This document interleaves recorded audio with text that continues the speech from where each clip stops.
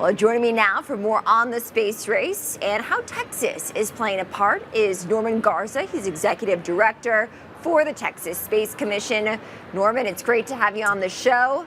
I'm sure you are closely following the developments with Firefly. What does this symbolize for the state of Texas? Yes, ma'am. Thanks for having me. It was an incredible late night, overnight event last weekend, just up the road from Austin, Texas, at the Firefly Watch Party for their lander. It was a great success. And what it means for Texas is it's just the latest of a series of incredible events that have happened right here when it comes to the commercial space ecosystem.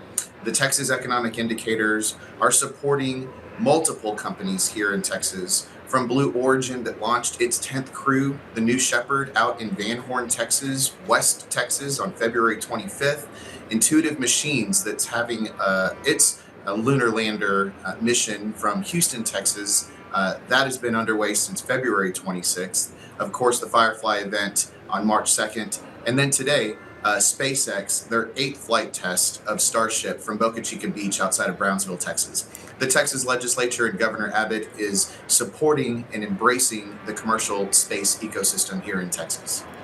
It was incredible to see some of the imagery here on our show, Norman, of course, throughout this landing on the moon by Firefly and in the moments after. How is Texas supporting these space initiatives, many of which you just highlighted? Yes, ma'am. So in 2023, the Texas legislature passed legislation to create the Texas Space Commission. It's the newest agency here in Texas. I began in this role in July of 2024. We have a 9-person board of directors that are incredible experts when it comes to the space industry. For example, the legislature has provided to them oversight of a $150 million grant program. There are specific activities which our board can make grants related to emerging technology, research and development, workforce training, materials curation. Think post-mission samples that come back to this earth for us mere mortals that will never leave the planet, but can certainly benefit from all of that RDT&E.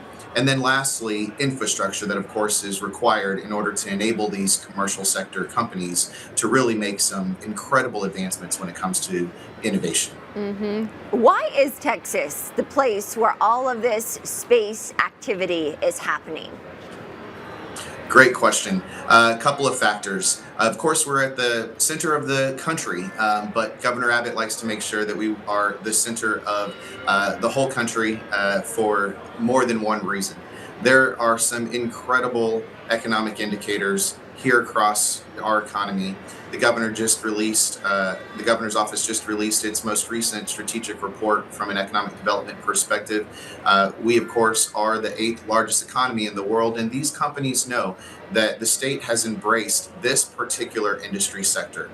I hope that we're solving for two things with the Texas Space Commission: maintaining the presence of these companies who are here today and encouraging to expand their existing footprint, but also attract those other companies that aren't yet here to come soon anywhere in the Lone Star State. I want to talk more about that, Norman, in terms of what is on the horizon, your outlook for what we could see in the future. Yes, ma'am. So the lunar economy is a growing discussion. And I believe that that's the next big opportunity.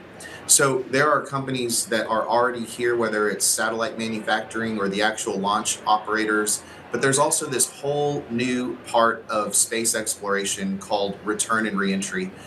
Texas has a lot of open space in West Texas in particular. We have 2 FAA designated public spaceports. One is Ellington Field down in Houston, just up the road from Johnson Space Center. And the second is Midland, Texas, out in West Texas. So I believe that Texas is starting to position itself to continue to play in terms of the launches, but also in terms of the returns. And there are many companies that are going to help solve for these opportunities, as well as many workforce development programs across the state to ensure that we have the pipeline of employees for these companies to hire sooner rather than later. What does 2025 look like for you in your role, Norman, as the Executive Director of the Texas Space Commission? Thank you. Yes, ma'am. So the Texas legislature, I'm just across the street from the Capitol. They are in session currently. So we're waiting until the end of that, which concludes in May, to determine if there are additional responsibilities and duties per statute, as well as additional resources in terms of funding from the legislature to the Texas Space Commission. So as the executive director, the team and I here, we currently are solving for addressing how to continue administering the existing $150 million fund, what we might receive as additional duties and funding for the next 2 years. So that's the forefront of my mind for the next couple of months. Over the summer, I expect that my board and I will continue to make site visits all around the state. We've made several trips up to DC and engaged with the U.S. Space Force in particular. Their warfighters are called Guardians, and we'd like to make sure that Texas brings as many of them here sooner rather than later as well. Norman Garza, Executive Director for the Texas Space Commission. Norman, thank you. Thank you, ma'am.